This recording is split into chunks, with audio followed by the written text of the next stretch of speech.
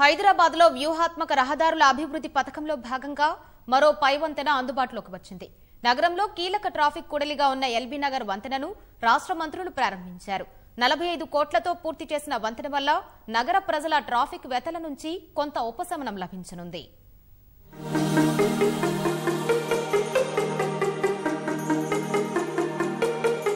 హైదరాబాద్ ను విశ్వనగరంగా మార్చేందుకు కృతనిశ్చయంతో ఉన్న తెరాస ప్రభుత్వం ఆ మేరకు ప్రణాళికాబద్దంగా అభివృద్ధి పనులు చేపడుతోంది. అందులో భాగంగా ట్రాఫిక్ కష్టాలు తీర్చేందుకు పై వంతెనల నిర్మాణం చేపడుతోంది. ఇప్పటికే కొన్ని చోట్ల ప్రారంభించగా ఆ కోవలోనే ఎల్బీనగర్ లో పై వంతెనను మంత్రులు మహమూద్ అలీ, తలసాని శ్రీనివాస్ యాదవ్, మల్లారెడ్డి ప్రారంభించారు. అత్యంత నివాసయోగ్యంగా ఉన్న భాగ్యనగర ప్రజలకు మెరుగైన సౌకర్యాలు కల్పించేందుకు చర్యలు తీసుకుంటున్నట్లు అమాత్యులు వెల్లడించారు.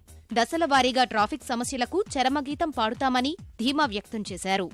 ఒక ఎల్బీ నగర్ ప్రాంతమే కాకుండా ఈ చుట్టుపక్కల ప్రాంతాలకు విజయవాడ వెళ్లే వాళ్ళకి గాని మరి ఎంత రిలీఫ్ వస్తుందో మనందరికీ తెలుసు.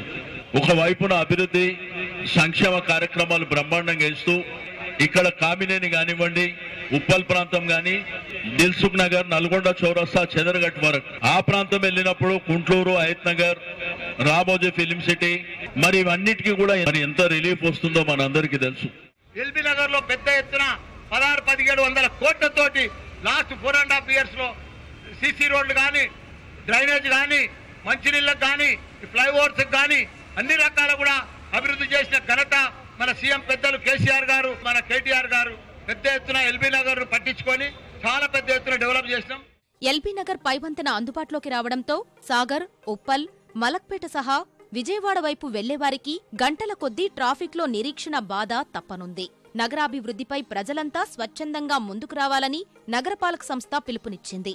సిగ్నల్ ఫ్రీ జంక్షన్ గా మార్చే క్రమంలో 22,000 కోట్లతో వివిధ అభివృద్ధి ప్రాజెక్టులు చేపట్టినట్లు మేయర్ బొంతు రామ్మోహన్ వివరించారు.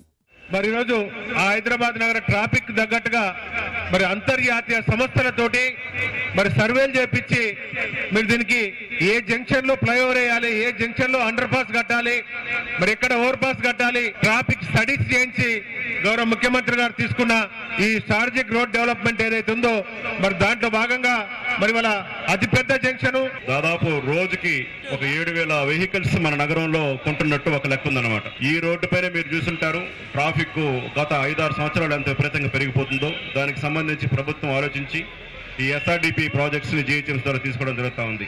కొంచెంగా అక్కడక్కడ కొంచెం ఇబ్బందులు ఉన్నాయంటే ల్యాండ్ ఎక్విజిషన్ కి ముందుకు రావట్లేదు ప్రజలందరూ కూడాను. వాళ్ళని ఒప్పించి తీసుకురావడంలో కొంచెం కష్టాలు ఎదురవుతున్నాయి. ఇటువంటి ప్రాజెక్టులు మనం ముందుకు తీసుకెళ్లగలిగితే తప్పనిసరిగా మన నగరంలో ట్రాఫిక్ యొక్క ఏదైతే ఇబ్బందులు ఉన్నాయో అవన్నీ మనం తొలగించగలుగుతాం.